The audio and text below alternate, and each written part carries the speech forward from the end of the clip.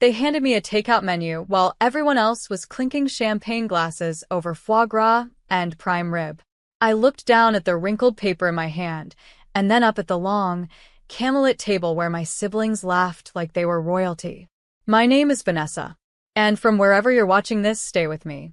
Have you ever felt like your own family wanted to shrink you down so small you'd vanish without protest? The waiter stood by awkwardly, waiting for my order. Mom didn't even look up. She was too busy talking to my sister about her new law internship. My brother grinned and whispered, "They didn't think you'd want to sit with everyone, since you're always so sensitive." Sensitive. That word again. Their weapon of choice whenever they needed to silence me. I glanced at the empty chair at the far end of the table, the one they never intended me to fill. I'd paid the deposit for this reservation. I'd spent 3 hours securing the private room at Delacroix's. I'd even requested the wine pairing that my dad loved. And yet here I was, given a takeout menu like I was a delivery driver who wandered in. I smiled. Then, quietly, I walked to the end of the table and picked up the reservation confirmation folder I had left with the maitre d'. The one with my name, my card, my contact info. Their laughter paused for the first time. I turned to the waiter and said in a calm, clear voice, "Put the whole table's order on my father's tab. The one ending in 4398. It's all in the system. Just transfer the charges." The waiter hesitated, then nodded. I folded the takeout menu and placed it right in front of my mom's untouched appetizer plate. No one said a word. I walked out before dessert. But I stayed just close enough to hear what happened 20 minutes later, when the bill came and my father shouted across the room, "$1,900? What did you order?" That's when the table turned quiet, because they finally realized I hadn't left empty-handed. I had left them holding the mask they'd always worn and the bill they thought I'd keep paying. When I got home that night, I didn't cry. I sat on my porch, poured myself a glass of ginger ale, and stared at the stars like they owed me an explanation. The kind of silence that settles after betrayal isn't peaceful. It scratches at your ribs from the inside out. Because this wasn't about dinner. It never was. It was about every moment leading up to that night. 1,000 paper cuts dressed as jokes, as we didn't mean it like that, as you know how you are. They erased me long before that menu was handed to me. When my sister got into Yale, they threw a garden party with a violinist and a customized cake that said, "Our future senator." When I got promoted to manager after working 60-hour weeks, my mom texted, "That's nice. Just don't overdo it. You're not really leadership material, remember?" I remembered. I remembered how they'd always seat me closest to the kitchen during holidays, said it was so I could help serve faster. I remembered being 13 and overhearing my aunt say, "Vanessa's sweet, but she's not exceptional like the others." And no one corrected her. And yet, I kept showing up, kept contributing, paid for Dad's dental surgery, loaned my brother $5,000 when his crypto tanked, covered the hotel bill for Mom's birthday in Charleston. Never once asked for repayment. I thought maybe love would be enough to make them see me. But love without respect? That's just self-erasure. A slow vanishing act. And I was done performing. The next morning, my mom called. Not to apologize. Of course not. She said, "We noticed you left early. It really upset your father when you made a scene." I laughed, just once. Then I asked, "What part upset him, Mom? That I didn't want a takeout seat at a dinner I booked, or that the waiter brought him the truth with a side of tax and tip?" She hung up. It was the cleanest goodbye I'd ever received. And somewhere deep inside, I knew this wasn't the end of the story. It was just the end of the version where I begged for a seat at their table. Because now, I was building a new one. 3 days passed. Silence. No calls. No texts. Just a photo my sister posted, her and my mom at a brunch spot, captioned, "Nothing like family who lifts you up." I stared at it longer than I should have. Not because it hurt, but because it confirmed something I'd refused to admit.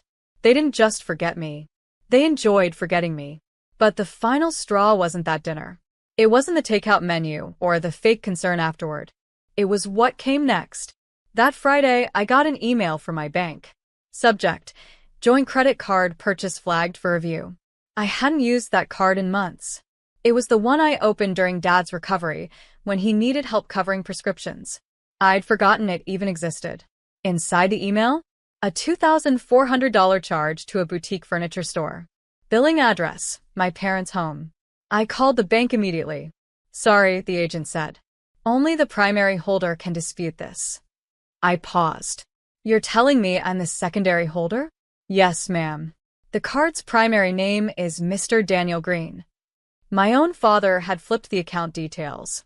He'd made himself the owner, using my credit, and I hadn't even noticed. I hung up, shaking. This wasn't forgetfulness. This was theft dressed in fatherly entitlement. I texted him one sentence. You have 24 hours to remove your name and clear the balance. No reply. By noon the next day, the balance remained. But there was something else now, a $300 charge at a high-end golf club. I didn't get angry. I got calculating. I opened my drawer, pulled out the receipts, literal and emotional, and started reviewing the damage. How many holidays had I paid for? How many emergencies had I covered? How many times had I been the family's invisible backbone while they posted gratitude to each other? I wasn't just ignored. I was exploited. And the worst part? They expected me to keep smiling while they danced on my generosity like it was a rug to wipe their shoes on. So I made a quiet decision. The days of free rides were over. They'd handed me a takeout menu. Now I was about to hand them the bill for everything. That night, I didn't sleep. I sat at my kitchen table with a yellow notepad and a black pen, the same kind my dad used to sign every birthday check he never sent me. And I wrote, not feelings, figures. Every loan, every dinner, every medical copay, every flight booked on my dime when they said, we'll pay you back next week. $312 for Dad's prescriptions.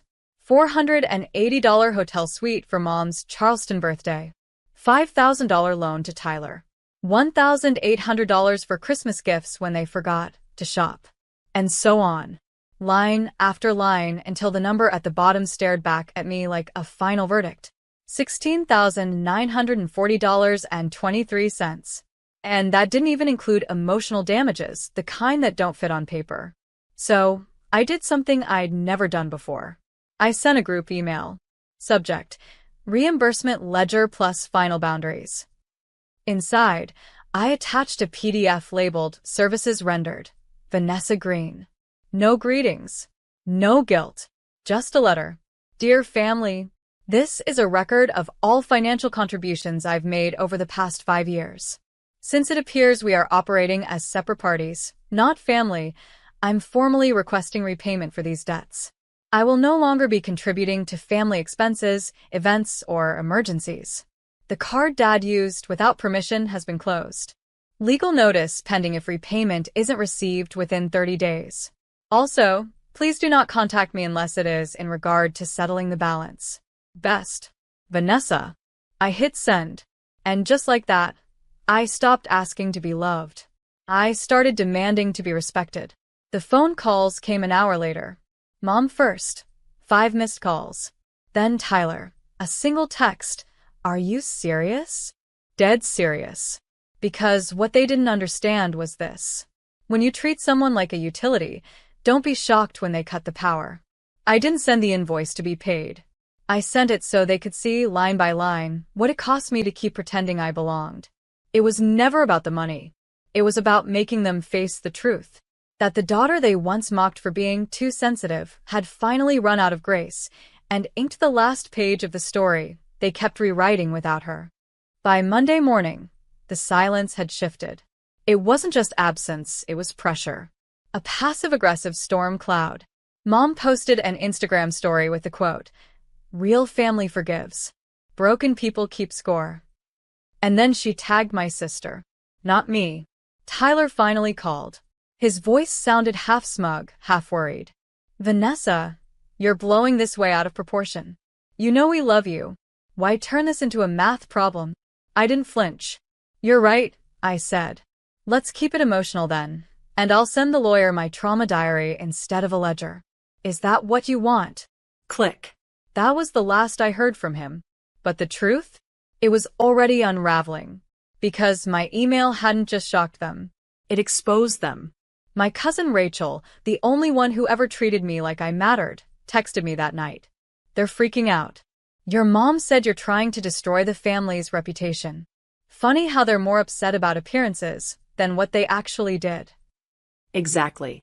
Because when your entire image is curated, the perfect family, the smart kids, the successful dinners, someone like me is a liability. I'd never fit their mold. Too outspoken. Too honest. Too unwilling to play the quiet background role. But now? Now they were scrambling to rewrite the story again. Only this time, I wasn't in it to play the fool. Later that week, I found out something that made my jaw clench. The family cruise I'd originally planned, the one I'd booked months in advance and paid deposits for, they were still going. They'd just removed me from the guest list and transferred the reservation to my sister's name. Same date, same ship, same itinerary. Like I never existed. And the kicker? They used my old travel agent and forgot to change the emergency contact info. So I got the updated itinerary email. And in that moment, I didn't get sad. I didn't get even. I got ready. Because if they wanted to erase me from their fairy tale, I'd gladly become the storm that washed the pages blank. The next chapter wouldn't be a revenge fantasy. It would be a reckoning. I didn't cancel the cruise. I could've. The entire reservation, from the stateroom upgrades to the private dining packages, was still under my travel agent's portal. But I didn't. Instead, I called Amanda, the agent I'd worked with for 5 years. I said, I need you to update the account notes, but don't cancel a thing. Just tag it as paid in full by Vanessa Green. Also, flag the room under Tyler Green for review. She paused. Is everything all right? It will be, I said. They're taking a cruise. I'm taking control. 2 days before departure, I booked a one-night suite at the port's luxury hotel. Floor-to-ceiling windows, spa access, the whole thing. I wanted peace, but I also wanted presence. The morning of the cruise, I sat in the hotel cafe sipping black coffee and watching passengers line up at the terminal. Then I saw them. Mom in a wide-brim hat. Dad with his golf duffel. Tyler in sunglasses like a discount celebrity. And my sister, strutting ahead like the ship owed her first-class entry. I waited until they reached the check-in counter. Waited until the staff asked for ID. Then it happened. The woman at the counter frowned, typed something, then called over her manager. She pointed to the screen. Sir, there seems to be a hold on your room. It says the cardholder requested review due to unauthorized reassignment. My father blinked. What? I don't even know what that means. The manager pulled up the file. This reservation was booked and fully paid for by Vanessa Green. It was recently modified without her authorization. Due to this, we'll need written confirmation from her to proceed. Mom's smile cracked. That's when I stood up from my cafe seat and walked slowly toward the check-in desk. Amanda had given me clearance to step in if needed. I stopped a few feet from them, calm, unbothered, glowing in sunlight. Mom's face went pale. Vanessa. Hi, I said. Just came to make sure everything goes smoothly. After all, it's a beautiful cruise I planned for a family that never planned to include me. Dad looked around, furious and embarrassed. Is this about money again? No, I said. It's about boundaries. I turned to the manager. They're no longer authorized to sail under my payment. Feel free to open the rooms to standby guests. The boarding passes were pulled. And just like that, the cruise left without them. But I went home floating because for the first time in years, I wasn't weighed down by the need to be wanted. 3 hours after the ship sailed without them, I turned off my phone. Not in anger. In peace. I lit a candle, made myself dinner. Real dinner, not takeout handed with insult, and played music I loved. For once, the silence wasn't heavy. It was clean. But when I turned my phone back on the next morning, it was like stepping into a storm. 19 missed calls, 5 voicemails, 3 messages from unknown numbers, and 1 voicemail I replayed 3 times. It was Dad, the same man who once told me, "Don't get emotional, Vanessa." It makes you look weak. Now his voice cracked like dry wood. I don't know what's happening with you lately, but your mother's in tears. We just wanted a nice vacation. What you did was cruel. I hope you're happy. Happy? No. But I was clear. That was the difference.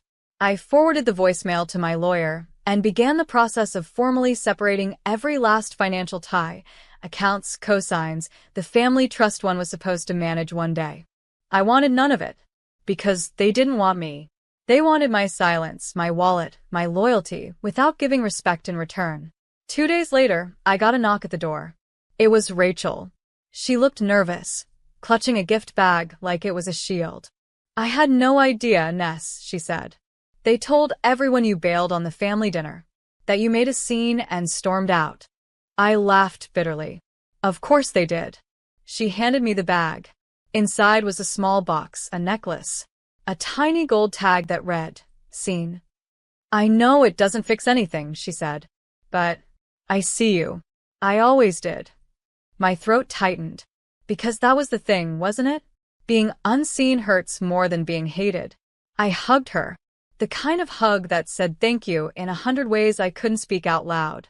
Later that week, I saw a Facebook post from my mom, a photo of the empty cruise ship deck. Caption: "Sometimes life teaches you who your children really are." I didn't reply, because she was right. Life had taught me who I was and who they were, too. And when someone finally sees you, you no longer crave attention from those who look through you.